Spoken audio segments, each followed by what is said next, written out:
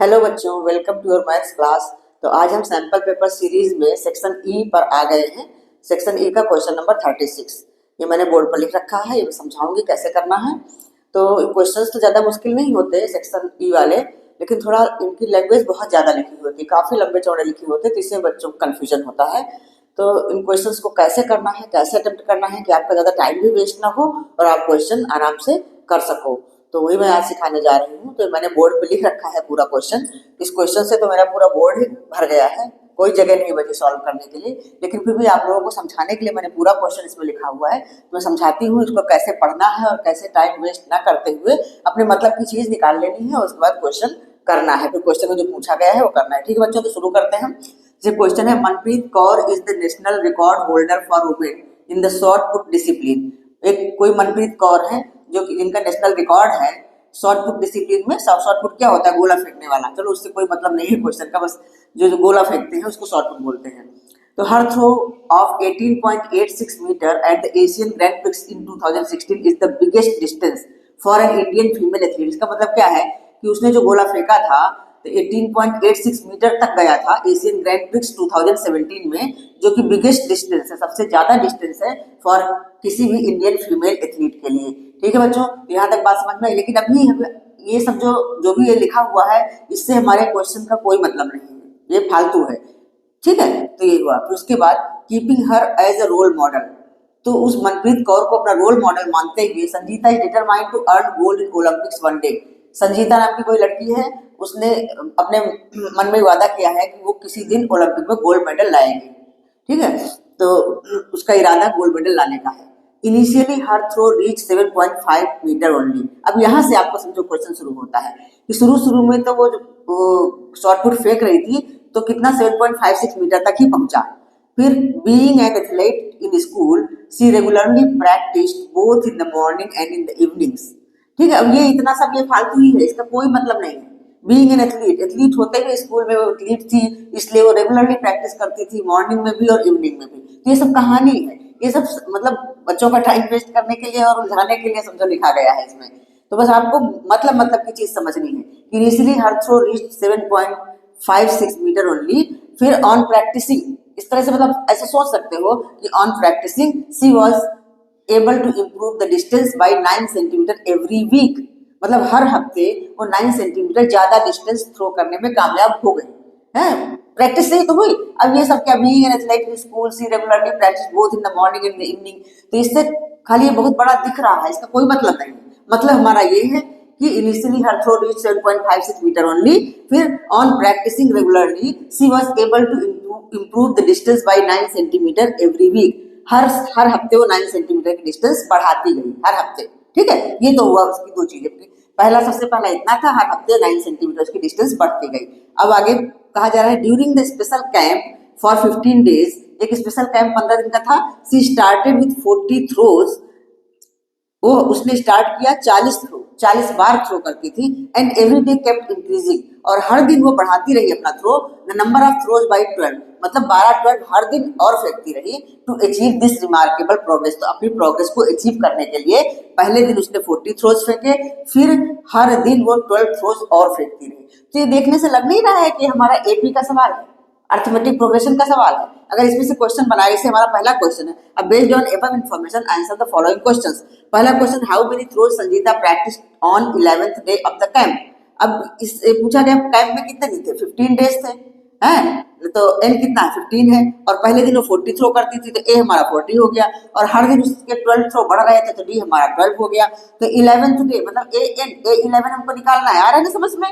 तो बस इसलिए मैंने पूरा क्वेश्चन लिखा है कि आप लोग पढ़ने में यहाँ मतलब अपना दिमाग स्थिर रखना कि क्या हमसे पूछा गया है उस चीज पर फोकस करना, और बाकी ये 18.86 इस सब का कोई मीनिंग नहीं है, ये सब सवाल में है ही नहीं। ये सब देख के घबराना मत, इसलिए मैंने पूरा लिख करके आपको दिखाया है। अब मैं इसको पूरा मिटा करके दोबारा अपने हिसाब का मतलब का लिख के फिर सारे क्वेश्चन 1 बाय 1 जो 1 2 3 दिए हुए हैं, वैसे 4 क्वेश्चन है और करके एक और दिया हुआ है 2 का 2 दिया है। पहला क्वेश्चन 1 मार्क का है, दूसरा 2 मार्क का है, तीसरा 1 मार्क का है, मतलब पूरा टोटल ये 4 मार्क का क्वेश्चन है। ठीक है बच्चों, समझ में आया?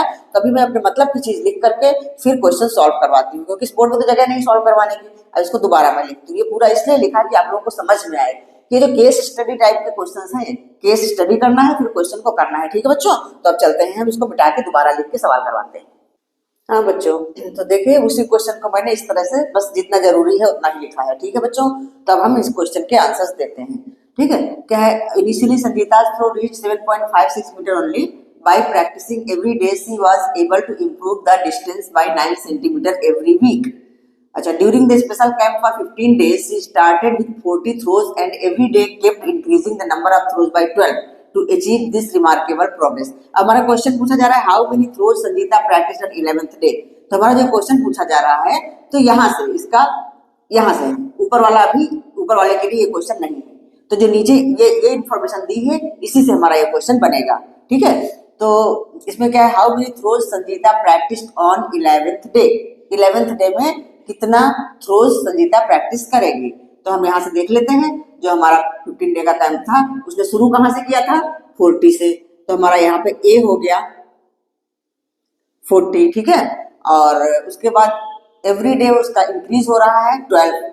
तो जो इंक्रीज हो रहा है एवरी डे मतलब वो डी हो गया, हमारा कॉमन डिफरेंस हो गया, क्योंकि 40 में 12 जोड़ेंगे तो जो आएगा 40 में 12 जोड़ेंगे कितना आ जाएगा 52, 52 में फिर 12 जोड़ेंगे तो हो जाएगा 64। इस तरह से एक हमारी एपी बन जाएगी ना। एपी समझ में आ रहा है कि नहीं, तो बस सीधा लिख लो डी इक्वल टू है 12। हमें यहाँ एपी बना के टाइम वेस्ट करने की जरूरत नहीं है, समझ में आ रहा है कि ए हमारा है 40, डी हमारा है 12 और डेज कितने हैं, टोटल डेज 15 है। तो एन हमारे पास हो गया 15 और हमें निकालना क्या है 11th डे, मतलब हमें निकालना है A11, यही निकालना है ना। तो वही ए एन वाला फार्मूला सीधा डायरेक्ट, मैंने जब एपी वाला चैप्टर पढ़ाया था तब ये भी बताया था ना कि जैसे A11 में निकालना है तो हम डायरेक्ट लिख सकते हैं A + 10D, ऐसा लिख सकते हैं ना। तो बस सीधा आ जाएगा हमारा A + 10D। तो A11 इक्वल टू हो जाएगा, A हमारा है 40 + 10 इंटू डी कितना है 12। तो क्या हो गया 40 + 120, मतलब ये हो गया 160। तो ये आ गया उसमें how many throws Sangeeta practice on 11th day. तो she practised 160 throws on 11th day, ठीक है 160 थ्रोज। तो बस इसका हम आंसर इस तरह से लिख देंगे, she practised 160 throws on 11th day. ठीक है बच्चों, समझ में आया। इस वाले सवाल में कभी हमारे एक की भी जरूरत नहीं लगी, ठीक है, कोई बात नहीं। अब हम इसका जो नेक्स्ट वाला है सेकंड वाला वो वाला करवाते हैं, ठीक है। हाँ बच्चों, तो ये है सेकंड क्वेश्चन इसी पैराग्राफ में से जो सेकंड वाला क्वेश्चन पूछा गया है। तो इसमें पूछा है what would be Sanjeeta's throw distance at the end of week 6। Sanjeeta की थ्रो डिस्टेंस क्या होगी 6 वीक के बाद। तो हम यहाँ से देखो ऊपर वाला जो है उससे आएगा हमारा initially Sanjeeta's throw reach 7.56 metre only. Initially मतलब ये वाला सवाल में कर रहे हैं, ठीक है। तो शुरू में उसका कितना है 7.56, तो हमारा 7.56 जो है ए हो जाएगा, ठीक है। By practising every day she was able to improve the distance by 9 centimetre every week. हर हफ्ते वो कितना डिस्टेंस इंप्रूव करती है, कितना डिस्टेंस बढ़ाती है 9 सेंटीमीटर। तो ये हमारा हो जाएगा डी। तो डी हमारा हो जाएगा 9 सेंटीमीटर, लेकिन ये है मीटर में, ये हमारा मीटर में है तो इसको भी हम मीटर में चेंज करेंगे। 9 सेंटीमीटर इक्वल टू 0.09 मीटर, ठीक है ना बच्चों। 9 मतलब 100 से डिवाइड कर दिया तो ये आ गया। अच्छा, उसके बाद कितना पूछा है एंड ऑफ वीक 6। तो हमारा एन यहाँ पे क्या है वीक 6, मतलब हमारा एन इक्वल टू हो गया 6, ठीक है ना। एंड ऑफ वीक 6 मतलब एन इक्वल टू हो गया 6। तो मतलब ए एन समझो, ए एन 6 वीक के बाद कितना डिस्टेंस वो कवर कर रही है, कितना डिस्टेंस कवर कर रही है। तो हमारा हमसे पूछा क्या गया है 6 वीक के बाद, मतलब ए एन पूछा गया है। एन तो 6 दिया हुआ 6 वीक, लेकिन हमसे पूछा क्या गया है, इसमें हमसे पूछा गया है ए एन इसमें पूछा गया है, ठीक है। देखो क्वेश्चन ध्यान से पढ़ो। What would be Sanjeeta's throw distance at the end of week 6। 6 हफ्ते के बाद में संजीता की डिस्टेंस क्या होगी। जब 6 हफ्ते, हर हफ्ते तो 9 सेंटीमीटर एक्स्ट्रा कर रही है, 9 सेंटीमीटर इंक्रीज हो रही है, तो 6 हफ्ते के बाद में तो वही हमें निकालना है, मतलब ए। तो हमारा A6, ए एन मतलब A6 इक्वल टू है A + 5D, ठीक है बच्चों, समझ आ रहा है ना। तो ये हो जाएगा ए हमारा है 7.56 प्लस 5 इंटू 0.09। अब ये हो जाएगा 7.56 प्लस 9 5 जा 45, तो ये हो गया 45, 0.45। अब इसको दोनों को जोड़ लेते हैं तो कितना आ जाएगा, 5 6 11 हासिल 1, 5 4 9 1 10 हासिल 1, 7 1 8, 8.01 मीटर। ठीक है, तो ये आ गया इसका आंसर कि what will the Sanjeeta's throw distance. तो संजीता's थ्रो डिस्टेंस 8.01। तो यहाँ पे आंसर आप लोग लिख सकते हो, संजीता's थ्रो डिस्टेंस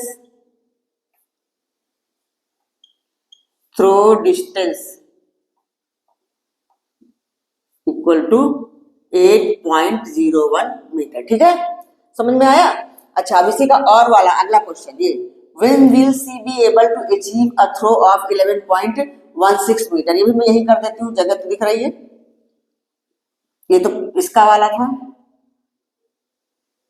अब ये वाला क्वेश्चन मैं कर रही हूँ। ठीक है, ये वाला था, when will she be able to achieve a throw of 11.16 metre. अब देखो इसमें हमें क्या दिया हुआ है, 11.16 मीटर दिया है, मतलब हमें an दिया हुआ है।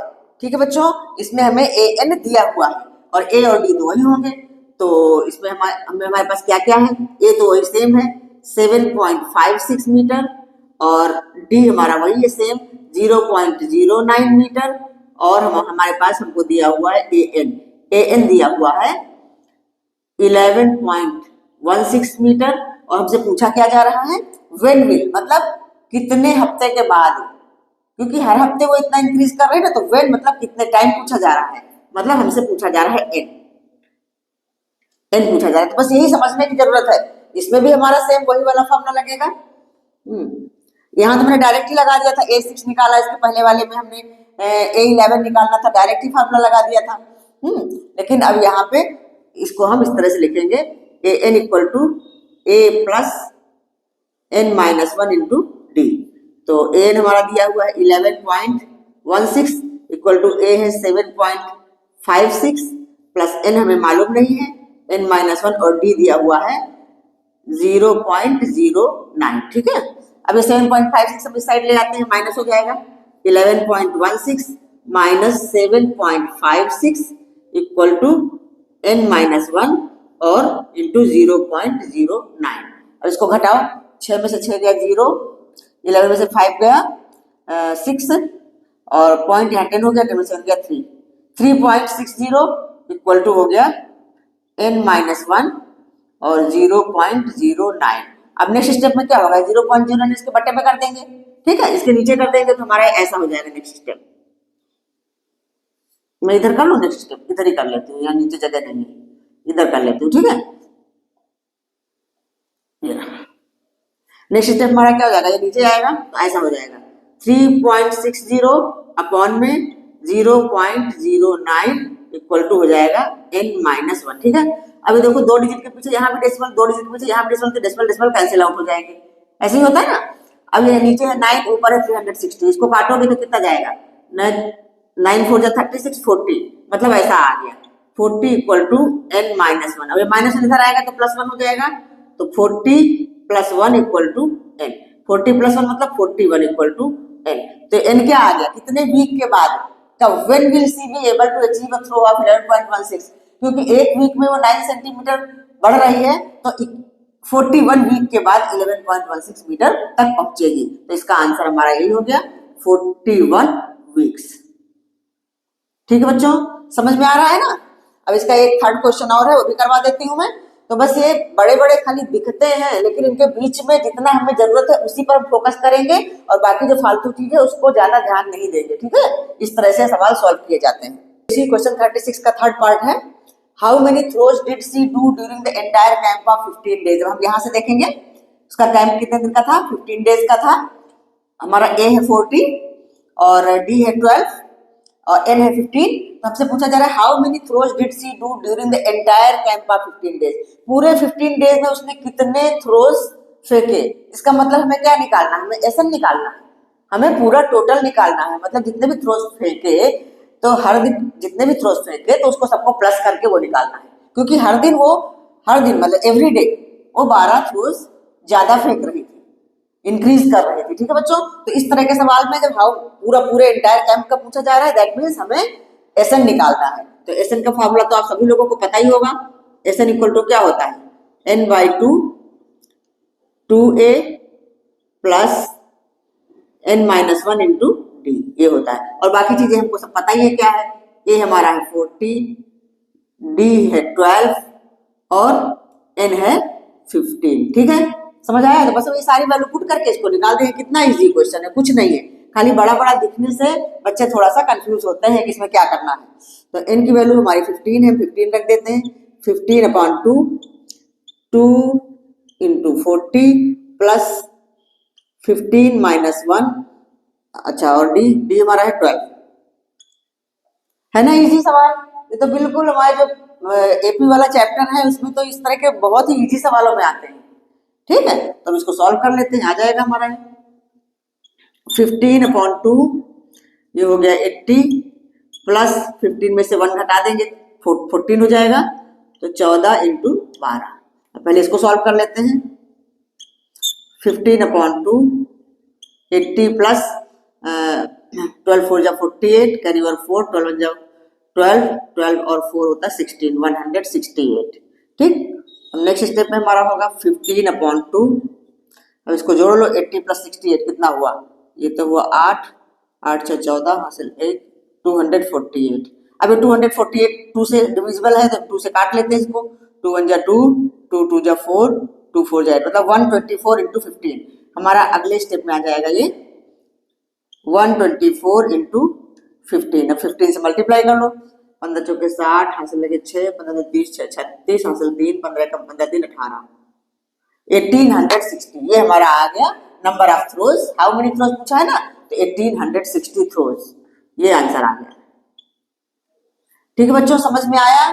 तो ये मैंने एक इस तरह से समझा दिया है क्वेश्चन नंबर 36। आगे 2 क्वेश्चन और हैं, वो भी इसी तरह बड़े बड़े हैं, तो कोई दिक्कत नहीं, वो भी हो जाएंगे। वो मैं फिर धीरे धीरे इस तरह क्वेश्चंस की और प्रैक्टिस करवा दूंगी, अलग अलग वीडियो में एक वीडियो में एक क्वेश्चन करवाऊंगी, ठीक है। तो आज का वीडियो यही खत्म करती हूँ। आई होप आप लोगों को समझ में आया होगा। समझ में आया है अगर तो आप लाइक करिए, शेयर करिए और सब्सक्राइब भी कर लीजिए, जिससे कि मेरी वीडियो मिलती रहे आप लोगों को। अच्छा लगा हो तो अपने फ्रेंड्स में शेयर करिए कि उन्हें भी फायदा मिले इसका। तो इन सवालों में कुछ भी नहीं होता है, बस सिर्फ थोड़ा सा ध्यान से पढ़ना होता है। तो बस इतना ही करना है। अब मिलते हैं आप लोगों से नेक्स्ट वीडियो में। आप लोग स्वस्थ रहिए, मस्त रहिए, एग्जाम की अच्छे से तैयारी कीजिए, ठीक है बच्चों, बाय बाय।